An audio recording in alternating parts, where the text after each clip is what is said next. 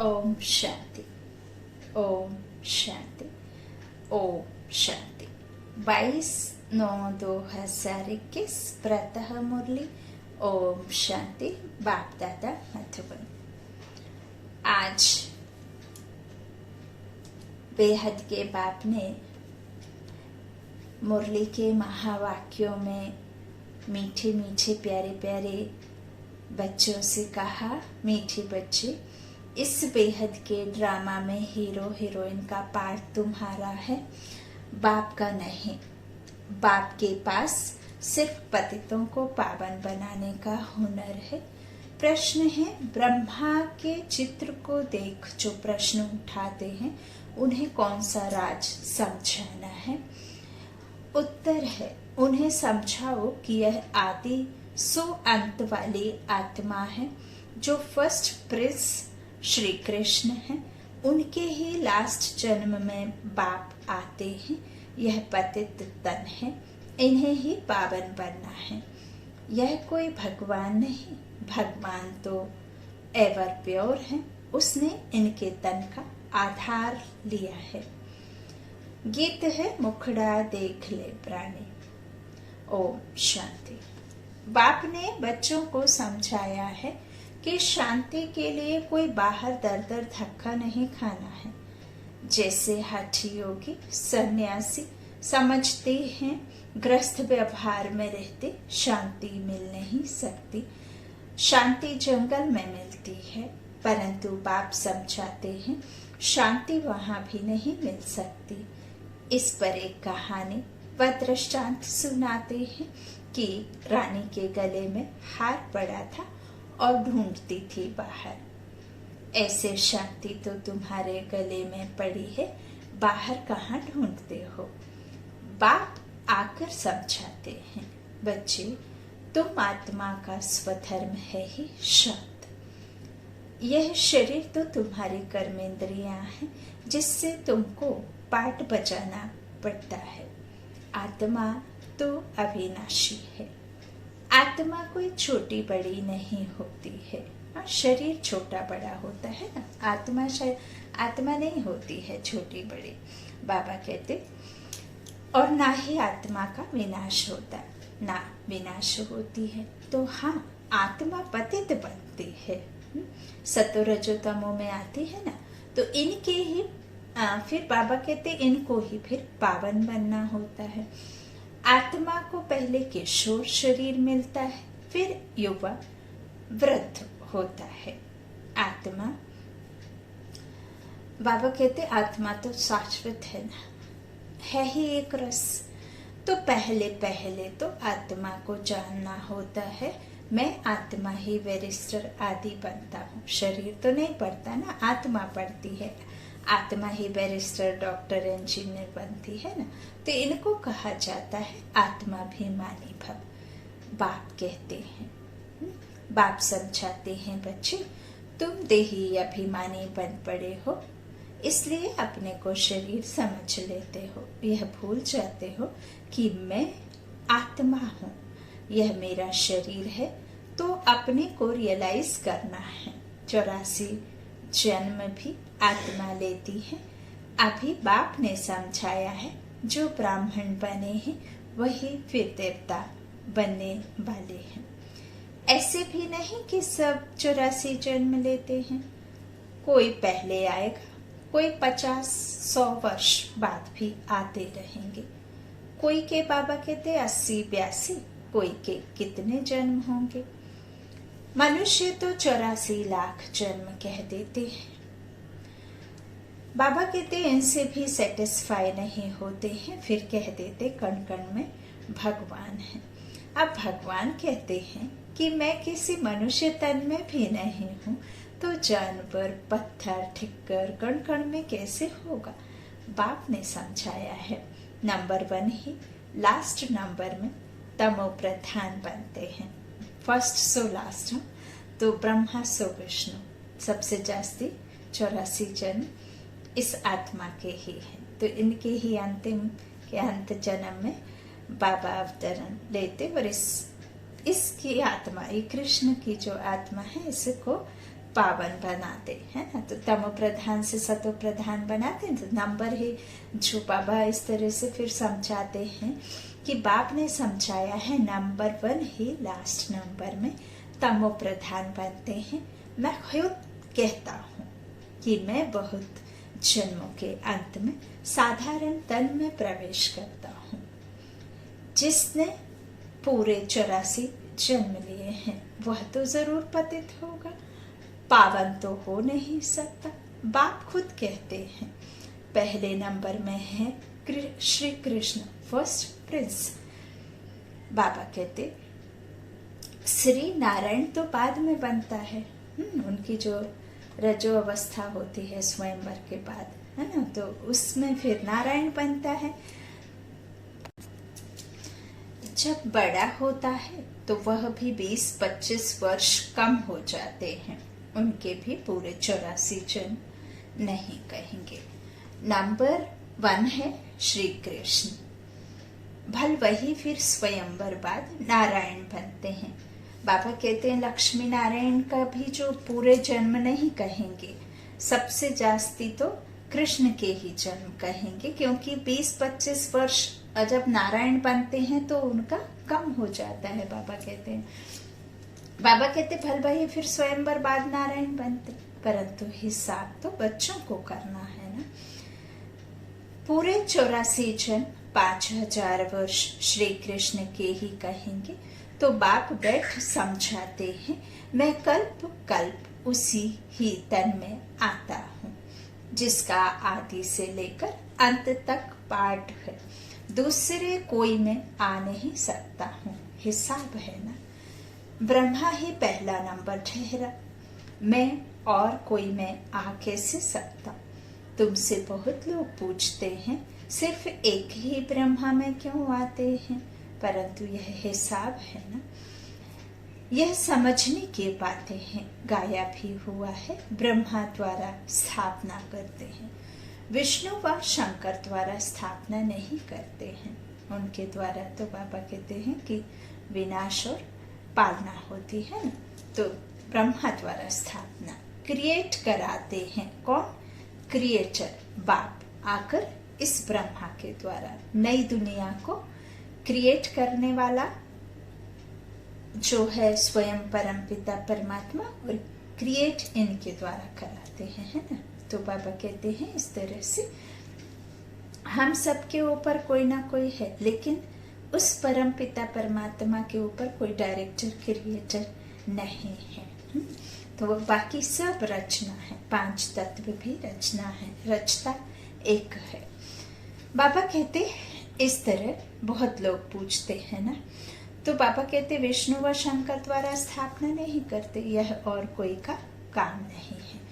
मनुष्य रचना, बाबा कहते मनुष्य रचता और रचना को नहीं जानते हैं। यह भी ड्रामा में नूंद है, बनी बनाई बन रही है।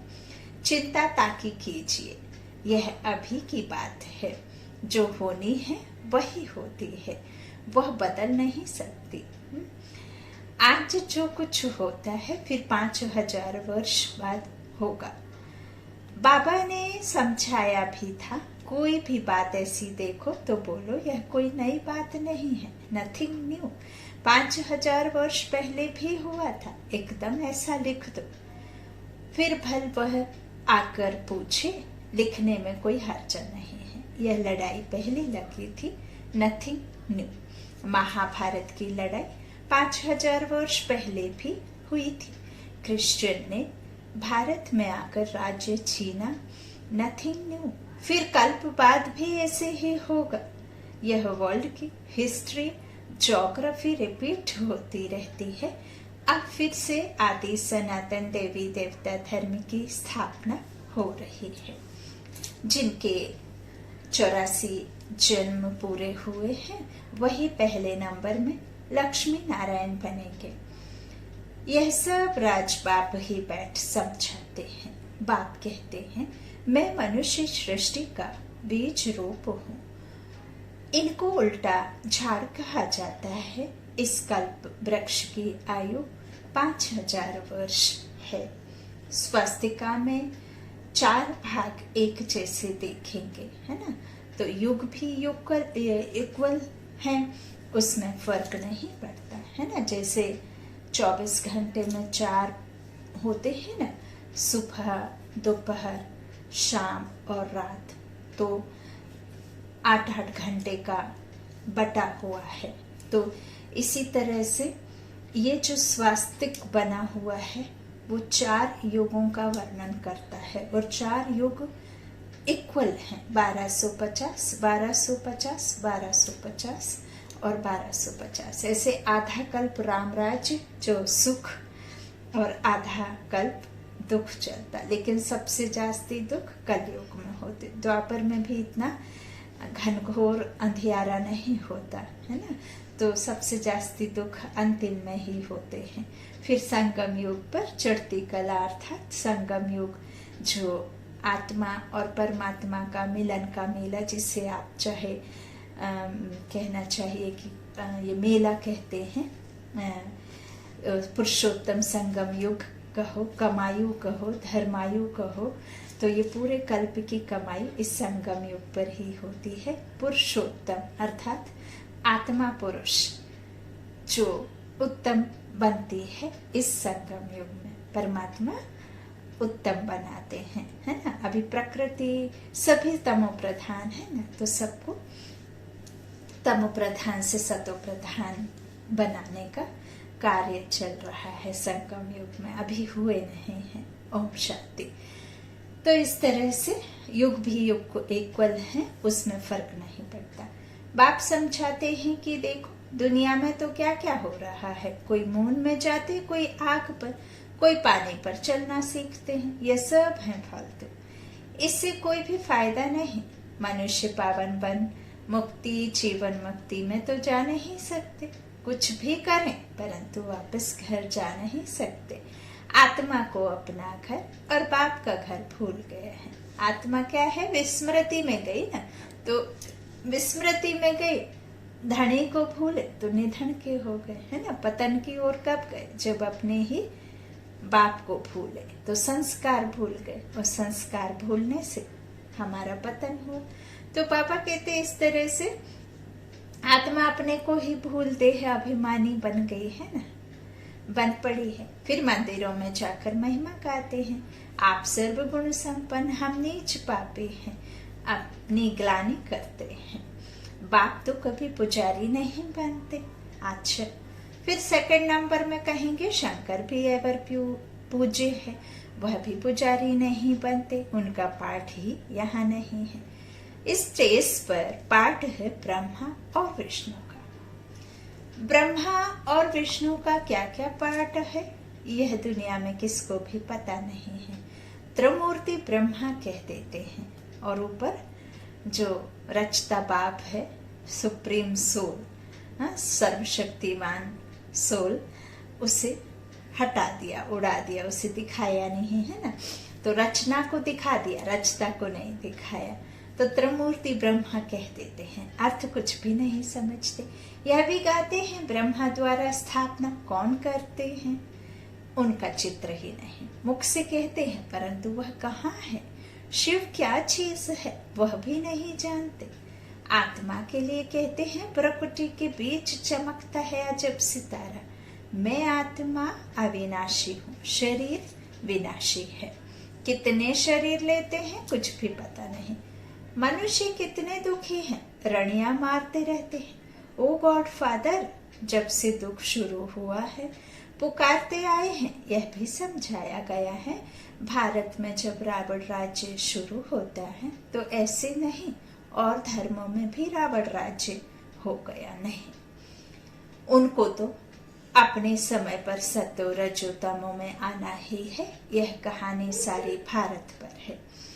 वह तो वाई प्लॉट हैं जो भारत के अलावा जो भी दुनिया बसी है ना, चांद सितारों को भी टुकड़ों में बांट दिया, इस संसार को भी कई टुकड़ों में बांट दिया है, क्योंकि वो विस्तार बाद में हुआ है, पिछाड़े में हुए हैं। पानी में घर बसाना, अपनी एक दुनिया बसाना, पानी के सोर्स को बंद करके उस पर भूमि बनाना और उस पे प्लॉटिंग करके एक एक नई नई टुकड़े, नए नए जमीन बनाकर उस पर घर बनाना। तो इस तरह से ये बाद में पिछाड़ी में सब आया है। बाबा कहते हैं ये सब प्लॉट है, प्लॉटिंग हुई है ना।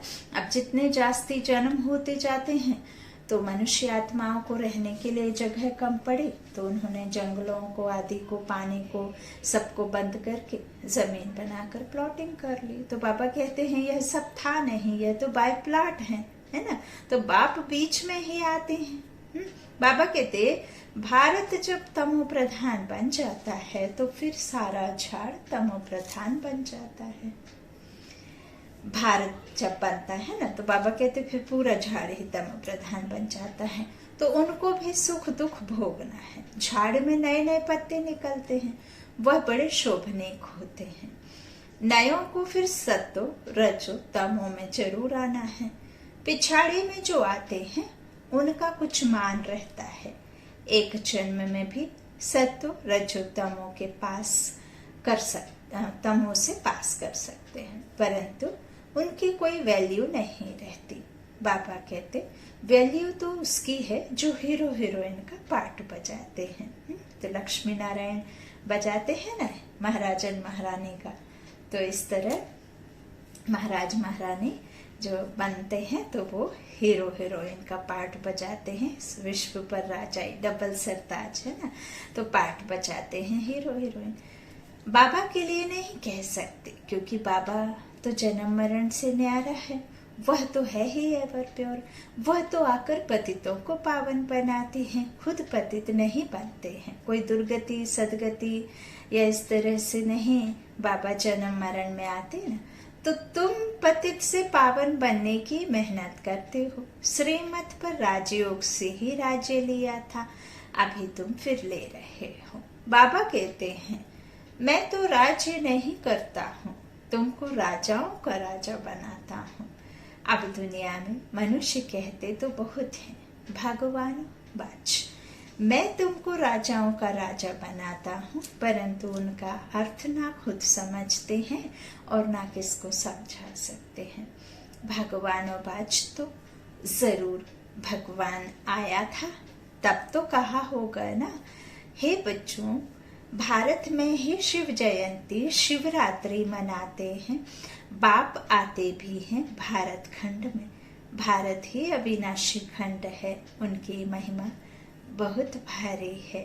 बाबा कहते जैसे बाप की महिमा अपरंपार है, वैसे भारत की महिमा भी अपरंपार है। भारत में ही परमपिता परमात्मा आकर सब मनुष्य मात्र की सदगति करते हैं, सबको सुख देते हैं। उनका बर्थ प्लेस भारत है। भारत ही प्राचीन देश है, अखंड भारत है ना। भारत का कभी विनाश नहीं होता, अखंड है ना। तो इस तरह से सिर्फ परिवर्तन होता है। बाबा कहते हैं प्रकृति परिवर्तन है ना, तो प्रकृति अपना परिवर्तन करती है, विनाश नहीं होता है। तो उनका बर्थ प्लेस भारत ही है, जो अखंड भारत है वहीं तो आएंगे। तो भारत ही प्राचीन देश है। भगवान राजयोग सिखलाने भारत में ही आया था, परंतु कृष्ण को भगवान कह देने से उनकी महिमा नहीं रही है। भगवान तो है ही एक, उनको ही सत्य गुरु कहा जाता है। बाकी गुरु तो ढेर हैं। कोई धंधा सिखलाने वाले को भी गुरु कह देते हैं। आजकल तो सबको अवतार मान लेते हैं, कुछ भी समझते नहीं। जब बिल्कुल पतित बन जाते हैं तब पुकारते हैं बाबा आकर हमको पावन बनाओ। बाप ही आकर सच्ची सच्ची अमर कथा सुनाते हैं। अब तुम्हारी बुद्धि में है कि हम 84 जन्मों में कैसे आते हैं। बाबा कहते पहले अच्छा जन्म फिर उतरते आएंगे। दुनिया भी, बाबा कहते दुनिया की भी उतरती कला होती है। मनुष्यों की बुद्धि सतो रजो तमो बनती है। सतयुग से फिर थोड़ी थोड़ी उतरती कला शुरू हो जाती है।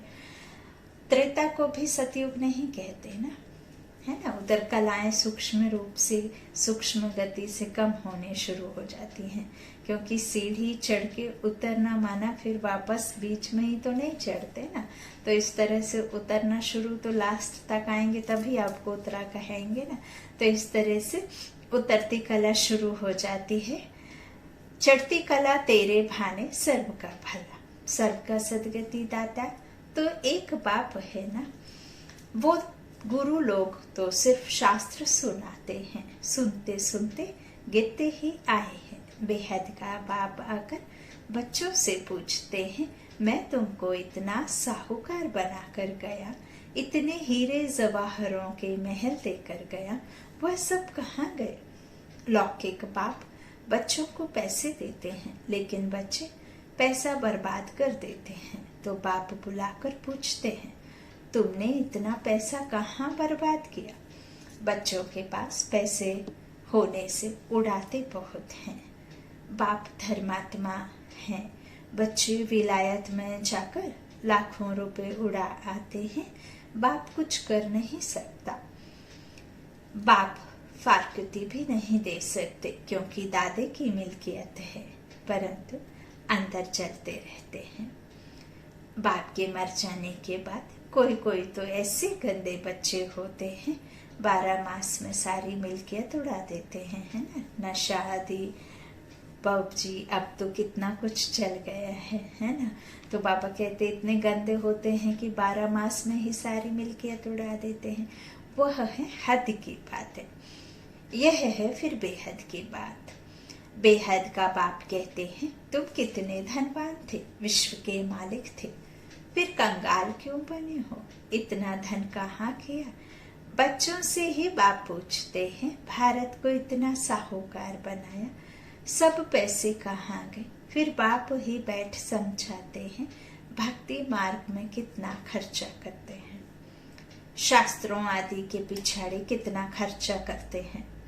माथा भी टेकते गए, टिप्पण भी घिस गए, हाँ, पैसे आदि सब कुछ गंवा बैठे है। यह है ड्रामा।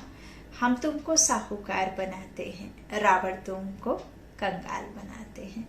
भारतवासियों को ही बाप समझाएंगे ना। भारत ही सोने की चिड़िया थी, इतना धन था जो दूसरे धर्म वाले लूट कर ले गए।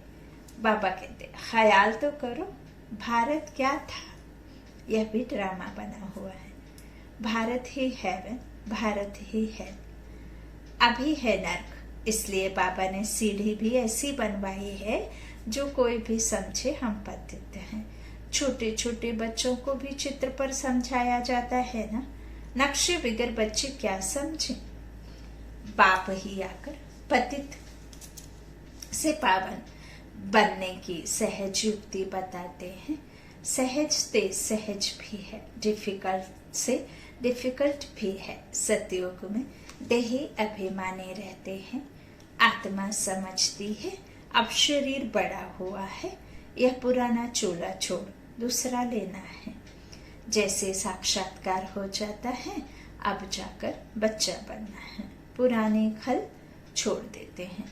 अब यहाँ कोई मरता है तो रोते भी हैं, बैंड बाजा भी ले जाते हैं। सतयुग में तो खुशी से एक शरीर छोड़ दूसरा लेते हैं, तो शादमान मनाते हैं। यहाँ कितना अफसोस करते हैं। कोई मरता है तो कहते हैं स्वर्ग पधारा, तो इसका मतलब नरक में था ना। अभी तुम पुरुषार्थ कर रहे हो स्वर्गवासी बनने के लिए। बाबा कहते, बाप तुमको स्वर्गवासी बनाते हैं। बाप आते ही हैं जीवन मुक्ति देने, रावण के बंधन से छुड़ाए जीवन मुक्त करते हैं। बाप कहते हैं, मैं कल्प पहले मुआफिक आकर राजयोग सिखलाता हूँ। कल्प कल्प ब्रह्मा के ही तन में आता हूँ। तुमको ब्राह्मण जरूर बनना है, यज्ञ में ब्राह्मण तो जरूर चाहिए ना। बाबा कहते, यह है राजस्व अश्वमेध अविनाशी ज्ञान यज्ञ। इस रथ को स्वाहा करना है। अश्व इस रथ को कहा जाता है। राजस्व स्वराज्य के लिए, यह सब अश्व अर्थात शरीर इसमें स्वाहा होने हैं। क्यों? क्योंकि पतित है ना, तन तो पतित है। धर्मात्मा हो सकती है, देवात्मा तो यहाँ कलयुग में कोई हो नहीं सकती। अब देवात्मा बन रही है। तो बाबा कहते हैं कि फिर ये जो पतित तन है, ये पुरानी जुत्ती का हो, हाँ, विकारी तन का हो, तो ये तन को ही तो स्वाहा करना है। तो आत्मा तो स्वाहा नहीं होगी। आत्माएं, बाबा कहते हैं, हिसाब किताब चुकतो कर चली जाएंगे। फिर नए सिर सबका पाठ शुरू होगा। इनको कहा जाता है हिस्ट्री ज्योग्राफी रिपीट। बाप आते ही हैं नई दुनिया स्थापन कर पुरानी दुनिया खलास करने। बाबा कहते यह एक ही महाभारत लड़ाई है जो शास्त्रों में गाई हुई है, तो समझाना चाहिए। इस लड़ाई से यह स्वर्ग के द्वार खुलते हैं, इसलिए इनका गायन शास्त्रों में है। अच्छा, बाप दादा का याद प्यार मीठे मीठे सिक्की लाधे बच्चों प्रति। माता पिता बाप दादा का याद प्यार और गुड मॉर्निंग। रूहानी बाप की रूहानी बच्चों को नमस्ते। हम रूहानी बच्चों की रूहानी माता पिता बाप दादा को याद प्यार और गुड मॉर्निंग। शुक्रिया बाबा, मीठे बाबा, प्यारे बाबा, सबका साथी सबका सहारा, मेरा बाबा मेरा बाबा। धारणा के लिए मुख्य सार है। पहला, बाबा ने कहा बीती बातों का कभी भी चिंतन नहीं करना है। जो बात बीत गई नथिंग न्यू, समझ भूल जाना है। दूसरा, बाबा ने कहा इस राजस्व अश्वमेध यज्ञ में अपना तन मन धन सब स्वाहा कर सफल करना है। इस अंतिम जन्म में संपूर्ण पावन बनने की मेहनत करनी है। आज का वरदान है मास्टर त्रिकालदर्शी बन, हर कर्म युक्ति युक्त करने वाले कर्म बंधन मुक्त भव। जो भी संकल्प बोल व कर्म हो, कर्म करते हो, वह मास्टर त्रिकालदर्शी बनकर करो, तो कोई भी कर्म व्यर्थ व अनर्थ नहीं हो सकता। त्रिकालदर्शी अर्थात साक्षीपन की स्थिति में स्थित होकर कर्मों की गुहागति को जानकर इन कर्मेंद्रियों द्वारा कर्म कराओ, तो कभी भी कर्म के बंधन में नहीं बंधेंगे। हर कर्म करते कर्म बंधन मुक्त कर्मातीत स्थिति का अनुभव करते रहेंगे। आज का स्लोगन है, जिनके पास हद के इच्छाओं की अविद्या है वही महान संपत्तिवान है। जिनके पास हद के इच्छाओं की अविद्या है वही महान संपत्तिवान है। ओम शांति, ओम शांति, ओम शांति।